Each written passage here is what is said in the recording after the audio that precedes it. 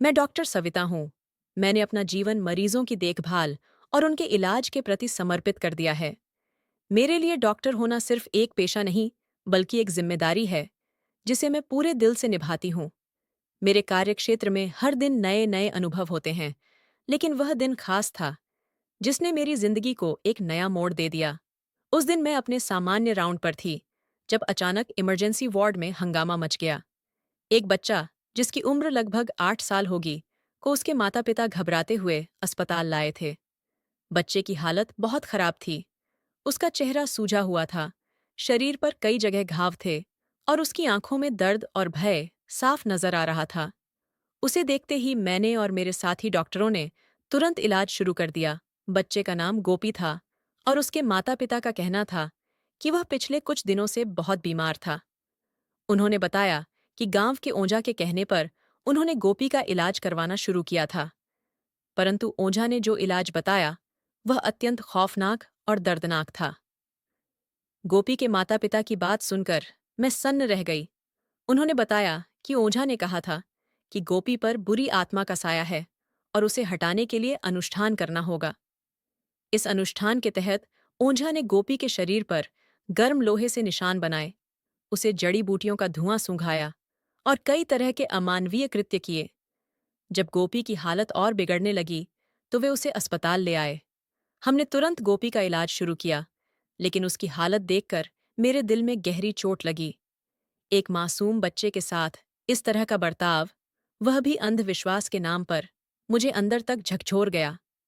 मैं खुद को संभालने की कोशिश कर रही थी, लेकिन मेरे मन में बार बार यही सवाल उठ रहा था कि लोग ऐसे अंधविश्वास पर कैसे विश्वास कर सकते हैं। गोपी को देखने के बाद मैंने यह तय किया कि मुझे इस मामले की तह तक जाना होगा। मैंने उसकी माता से और जानकारी ली, लेकिन वे खुद डरी हुई थीं और कुछ भी साफ साफ बताने से कतराती रहीं।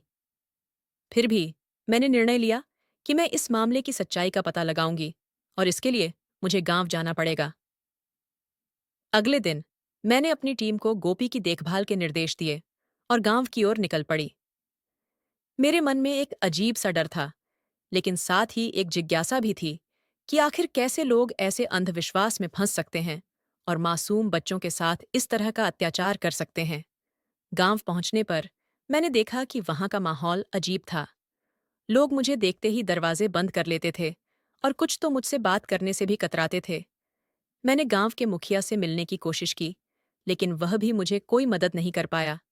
मुझे समझ नहीं आ रहा था कि यहाँ लोग इतने डरे हुए क्यों हैं। आखिरकार मैं गोपी के घर पहुंची। गोपी के माता पिता मुझे देखकर हैरान थे। मैंने उनसे गोपी की हालत के बारे में पूछा और जानने की कोशिश की कि आखिर ओझा ने क्या किया था, लेकिन वे कुछ भी बताने से मना करते रहे। मैं समझ गई थी कि उन्हें कुछ डर सता रहा है।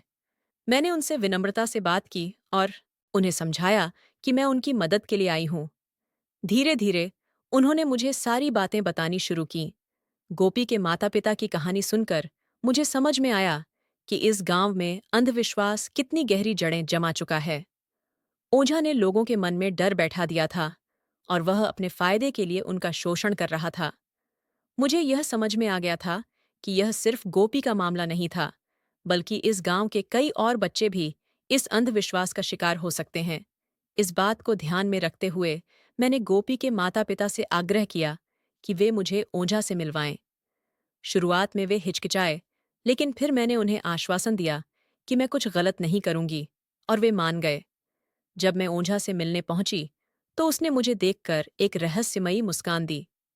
वह शायद समझ गया था कि मैं डॉक्टर हूं और मुझे अपनी चालें चलनी होंगी, लेकिन मैंने मन ही मन ठान लिया था कि मैं इस अंधविश्वास की जड़ को उखाड़ फेंकूंगी। ओझा ने मुझे कुछ भी कहने का मौका नहीं दिया। उसने तुरंत ही अपने अनुष्ठान की बातें शुरू कर दीं और मुझे समझाने की कोशिश की कि कैसे वह भूत प्रेत को भगाने में माहिर है। उसकी बातें सुनकर मुझे उसकी चालाकी और झूठ समझ में आने लगी थी। मैंने उससे स्पष्ट रूप से कहा कि मैं यहाँ अंधविश्वास को मानने नहीं, बल्कि उसे खत्म करने आई हूँ। जब मेरी बात सुनकर ठहाके मारकर हंसा और बोला, तुम जैसी पढ़ी लिखी औरतें क्या जाने गांव के लोगों की समस्याएं। यहाँ तुम्हारे तर्क और विज्ञान नहीं, हमारा विश्वास चलता है। उसकी बातें सुनकर मैं और भी दृढ़ हो गई। मैंने मन ही मन ठान लिया कि मैं इस गांव में अंधविश्वास को मिटाकर ही लौटूंगी। ओझा से मुलाकात के बाद मैं समझ गई थी कि यह लड़ाई आसान नहीं होगी। गांव में अंधविश्वास की जड़ें बहुत गहरी थीं और ओझा की पकड़ गांव वालों पर बहुत मजबूत थी। लेकिन मैंने भी ठान लिया था कि इस अंधेरे के बीच से सत्य की किरण निकालकर ही दम लूंगी। मैंने गांव में कुछ और लोगों से बात करने की कोशिश की, लेकिन उनमें से ज्यादातर ने मुझसे दूर रहने का फैसला किया। वे शायद मुझसे डरते थे या फिर ओझा से। लेकिन मैंने हार नहीं मानी।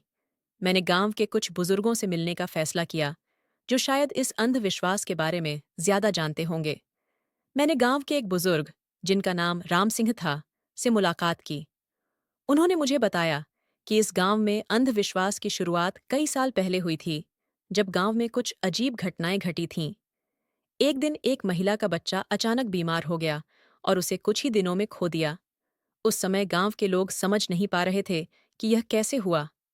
तभी एक ओंझा गांव में आया और उसने कहा कि उस महिला के बच्चे पर बुरी आत्मा का साया था, जिसने उसकी जान ले ली।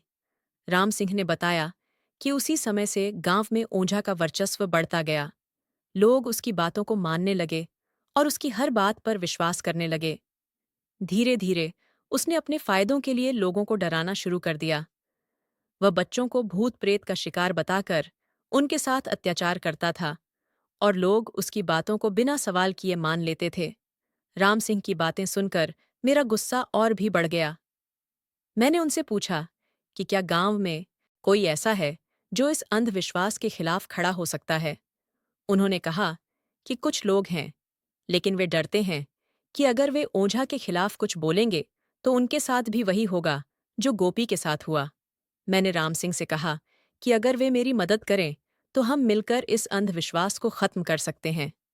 उन्होंने थोड़ी देर सोचा और फिर कहा कि वे मेरी मदद करेंगे, लेकिन इसके लिए उन्हें कुछ और लोगों को भी साथ लेना होगा। मैंने उनकी बात मान ली और हम दोनों ने मिलकर एक योजना बनाई। हमने गांव के कुछ और बुजुर्गों से बात की और उन्हें अपनी योजना के बारे में बताया। शुरुआत में वे थोड़ा डरे हुए थे, लेकिन जब मैंने उन्हें गोपी के बारे में बताया और उसकी हालत दिखाई, तो वे भी तैयार हो गए। हमने तय किया कि हम गांव में एक सभा बुलाएंगे और वहां सबके सामने ओझा का सच उजागर करेंगे। सभा के दिन मैं थोड़ा नर्वस थी, लेकिन मेरे अंदर एक विश्वास भी था कि हम यह लड़ाई जीत सकते हैं। राम सिंह और बाकी बुजुर्गों ने सभा की तैयारी की और गांव के सभी लोगों को बुलाया। जब सभी लोग इकट्ठा हो गए, तो मैंने सबके सामने अपनी बात रखी। मैंने उन्हें बताया कि गोपी की हालत कितनी गंभीर है और कैसे ओझा के इलाज के नाम पर उसे यातनाएं दी गईं। मैंने उन्हें समझाया कि यह सब अंधविश्वास है और इसका कोई वैज्ञानिक आधार नहीं है। मेरी बातें सुनकर गांव वाले हैरान थे। कुछ लोग मेरी बातों से सहमत हो रहे थे, लेकिन कुछ अब भी संदेह में थे। सभा में जब मैंने गोपी की हालत और अंधविश्वास के कारण होने वाली भयावहता को उजागर किया, तो गांव वाले धीरे धीरे जागरूक होने लगे। कुछ लोग मेरी बातों से सहमत थे और उन्हें एहसास हो रहा था कि ओझा ने उनके साथ छल किया है। लेकिन वहीं कुछ लोग अभी भी दुविधा में थे। वे इस नए विचार को स्वीकार करने में हिचकिचा रहे थे। गांव वालों की बीच में चर्चा चल ही रही थी कि तभी ओझा वहां पहुंच गया। उसके चेहरे पर गुस्से और नफरत का भाव साफ नजर आ रहा था। उसने सभा में आते ही कहा, तुम्हारी ये पढ़ी लिखी डॉक्टर और उसकी बातें तुम्हें बचा नहीं पाएंगी। अगर तुमने मेरी बात नहीं मानी तो पूरे गांव पर मुसीबत आएगी। उसकी बातों से कुछ लोग डर गए, लेकिन मैं और राम सिंह ने साहस के साथ उसका सामना किया। मैंने ओझा से कहा, तुम्हारी डराने धमकाने की हरकतें अब नहीं चलेंगी। मैंने मेडिकल साइंस पढ़ा है और मैं जानती हूं कि गोपी की हालत का कारण कोई बुरी आत्मा नहीं, बल्कि तुम्हारे द्वारा किया गया अत्याचार है। तुमने लोगों को धोखा दिया है और उनकी कमजोरी का फायदा उठाया है। अब ये सब खत्म होगा। ओझा ने मेरी बातें सुनकर मुझे धमकी दी, तुम्हें नहीं पता कि तुम किससे टकरा रही हो। अगर तुमने इस गांव से चली जाने का फैसला नहीं किया, तो तुम्हारा अंजाम भी गोपी से बुरा होगा। उसकी धमकी से मैं थोड़ा सिहर गई, लेकिन फिर मैंने खुद को संभाला। मैंने ठान लिया था कि मैं हार नहीं मानूंगी। तभी राम सिंह ने बीच में आकर कहा, डॉक्टर सविता सही कह रही हैं। हम सभी को मिलकर इस अंधविश्वास से छुटकारा पाना होगा। हम सालों से इस झूठ में जी रहे हैं और अब समय आ गया है कि हम सच्चाई को अपनाएं। राम सिंह की बातों ने लोगों का आत्मविश्वास बढ़ाया और धीरे धीरे कुछ और लोग हमारे पक्ष में आ गए। ओझा यह देख रहा था कि उसकी पकड़ गांव वालों पर कमजोर पड़ रही है। उसने एक आखिरी कोशिश करते हुए कहा, अगर तुम सब ने मेरा विरोध किया तो मैं इस गांव पर अभिशाप डाल दूंगा। फिर तुम देखोगे कि तुम्हारे बच्चे बीमार होंगे, फसलें नष्ट होंगी और तुम सभी तबाही का सामना करोगे।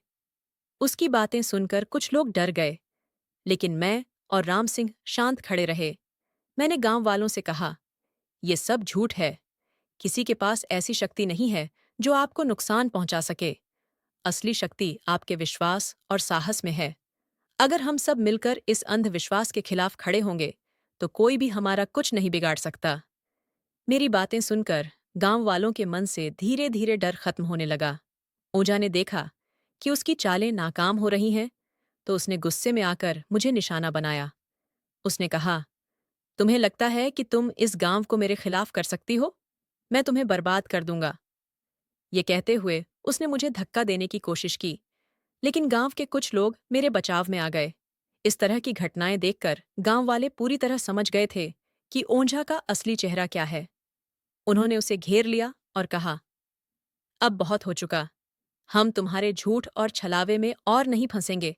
इस गांव से चले जाओ, वरना हम तुम्हें पुलिस के हवाले कर देंगे। मुझे यह देखकर हक्का बक्का रह गया कि गांव वाले अब उसके खिलाफ हो गए थे। उसने गांव वालों से माफी मांगने की कोशिश की, लेकिन अब कोई भी उसकी बातों में नहीं आ रहा था। अंततः उसे गांव से भागना पड़ा। गांव वालों ने एकजुट होकर उसे बाहर निकाल दिया और इस तरह गांव में अंधविश्वास के खिलाफ पहली जीत मिली। ओझा के चले जाने के बाद गांव वालों के बीच एक नया उत्साह और आत्मविश्वास जाग उठा। उन्हें अब एहसास हो गया था कि वे इतने सालों से एक झूठी मान्यता में जी रहे थे और अपनी अज्ञानता के कारण उन्होंने कई मासूम बच्चों को अनावश्यक कष्ट सहने पर मजबूर किया था। गोपी की स्थिति ने उनके दिलों को झकझोर दिया था और अब वे यह सुनिश्चित करना चाहते थे कि भविष्य में ऐसी घटनाएं न हों। मैंने गांव वालों से कहा, आप सब ने आज बहुत बड़ा कदम उठाया है। आपने अंधविश्वास के खिलाफ खड़े होकर दिखा दिया है कि सच्चाई और विज्ञान ही असली शक्ति है। लेकिन यह बस शुरुआत है। हमें अब इस गांव में शिक्षा और जागरूकता फैलानी होगी ताकि कोई भी व्यक्ति फिर से ऐसे अंधविश्वास का शिकार न हो। गांव के बुजुर्गों ने भी मेरे विचारों का समर्थन किया। हमने मिलकर गांव में शिक्षा और स्वास्थ्य के महत्व को समझाने के लिए नियमित बैठकें और शिविर आयोजित करने का फैसला किया।